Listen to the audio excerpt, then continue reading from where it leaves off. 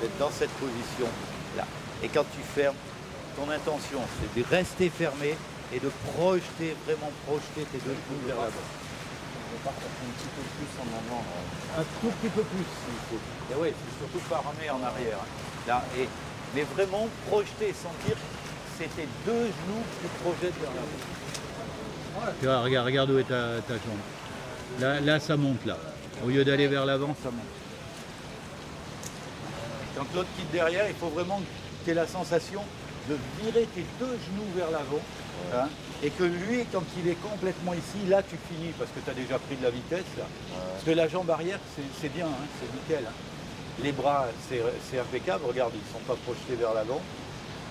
Mais si tu arrives à avoir le genou un tout petit peu plus bas, c'est-à-dire à enchaîner arrière-avant très légèrement décalé, tu vas aller plus vers l'avant.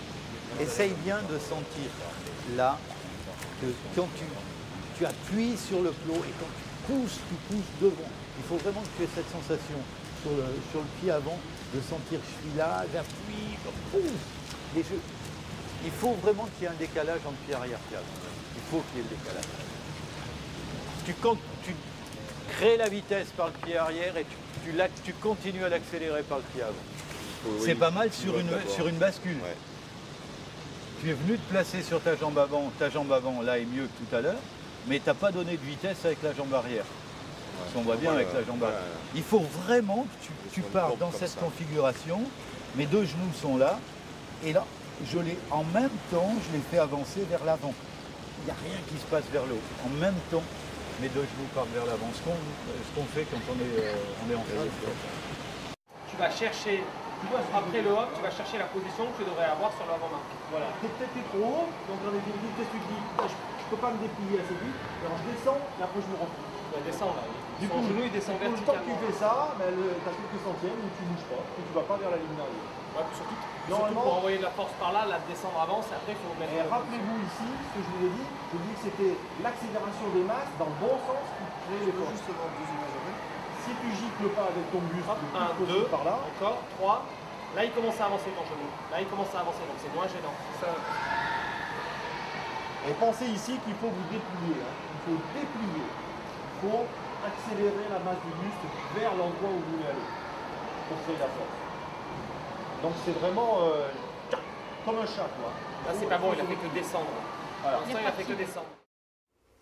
Nous avons modélisé les trajectoires, les distances d'entrée dans l'eau et les vitesses d'entrée dans l'eau pour plusieurs plongeons réalisés avec des forces de poussée équivalentes mais avec des angles d'envol différents. On observe que les vitesses les plus élevées sont obtenues pour les angles d'envol les plus faibles, dans des conditions, je le répète, de poussée sur le plot équivalentes. On observe par exemple qu'une vitesse de 4,6 mètres secondes et une distance de 2,8 mètres est obtenue pour un angle d'envol au départ de 20 degrés. Alors qu'une vitesse de 3,6 mètres secondes et une distance de 3,20 mètres est obtenue pour un angle d'envol de 50 degrés. 40 cm de gagné, certes, entre un angle d'envol de 50 degrés et un angle d'envol de 20 degrés, mais aussi et surtout 1 mètre seconde de vitesse de perdu. Regarde, c'est celui où tu as la jambe ici la plus horizontale.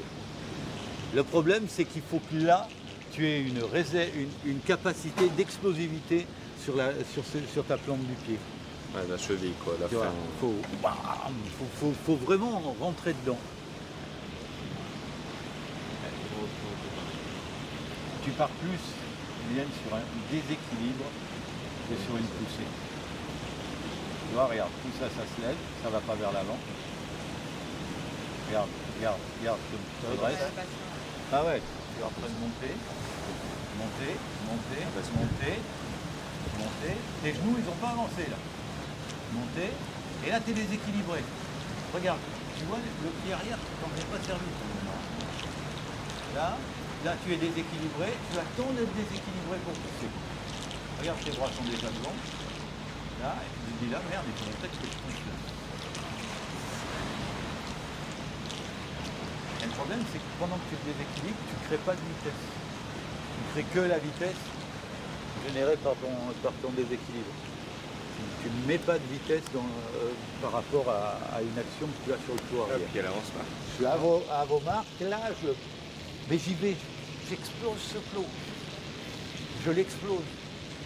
Moi, je te le dis, nous en athlète, moi j'ai vu des mecs qui explosaient les startings. C'est exactement pareil.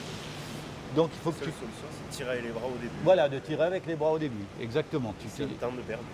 Hein, il faut que ton bassin il soit plus en avant. Tu vas en essayer un comme ça. Hein, c'est-à-dire le bassin plus en avant. À vos marques, ne pas faire ça là, comme on voit souvent. Parce que là, le seul moyen que tu as de revenir vers l'avant, c'est de tirer avec les bras. Jusqu'à que je sache, on a quand même beaucoup moins de force sur les bras que sur les pieds.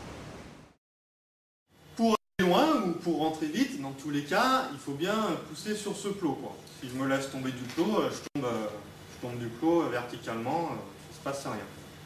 Donc pour pousser sur ce plot, il va falloir créer ce qu'on appelle la variation instantanée de la quantité de mouvement, donc il va falloir créer des forces. Donc au niveau de chaque articulation, il va falloir créer le maximum de force.